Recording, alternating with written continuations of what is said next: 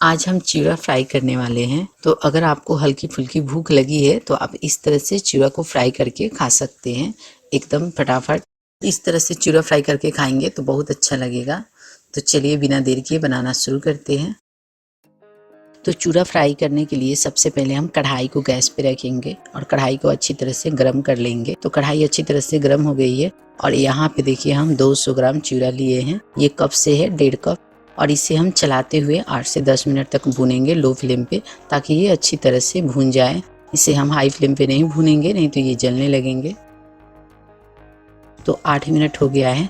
चलिए चेक करते हैं चूड़ा फ्राई हुआ है कि नहीं। तो थोड़ा सा चूड़ा को हम लेकर हाथ में दबाएंगे तो यहाँ पे देखिए ये टूट गया है, ये अच्छी तरह से फ्राई हो गया है। अब हम इसे निकाल कर प्लेट में ले लेंगे और इसी कढ़ाई में हम थोड़ी सी तेल लेंगे और यहाँ पे देखिए थोड़ा सा मूंगफली लिए हैं और 10 काजू लिए हैं।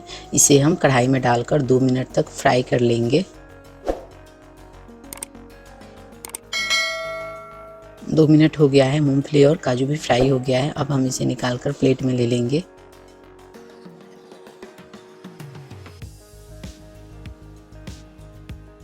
और इसी तेल में हम 2 सूखी हुई लाल मिर्च लेंगे, 2 हरी मिर्च लेंगे बीच में से फाड़कर, और 1 मीडियम साइज का प्याज लेंगे लंबा शेप में कटा हुआ, और इसे चलाते हुए प्याज को हम थोड़ा सा सॉफ्ट कर लेंगे।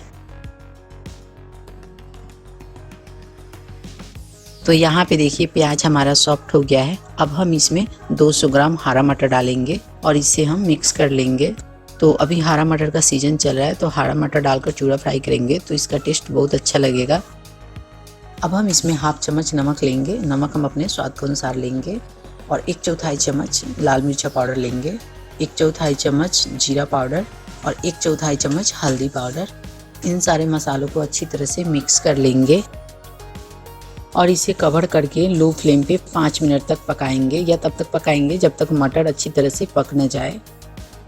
तो 5 मिनट हो गया है, कवर को हटा लेंगे और इसे चला लेंगे और एक मटर लेके चेक करेंगे कि मटर पका है कि नहीं। तो यहाँ पे देखिए मटर पक चुका है। अब हम इसमें फ्राई किया हुआ चूड़ा डालेंगे और जो मूंगफली और बादाम को फ्राई करके रखे थे उसे लेंगे, और हाफ चम्मच चाट मसाला लेंगे। इससे इसका टेस्ट और बढ़ जाएगा। अगर आपके पास चाट मसाला है तो आप जरूर ले, और नहीं है तो आप इसके जगह पे आमचूर पाउडर डाल सकते हैं। और इन सबको अच्छी तरह से मिक्स कर लेंगे और इसे 2 मिनट तक चलाते हुए इस तरह से फ्राई कर लेंगे। तो 2 मिनट हो गया है, चूड़ा हमारा अच्छी तरह से फ्राई हो गया है। अब हम गैस को ऑफ करेंगे और इसे सर्व करेंगे।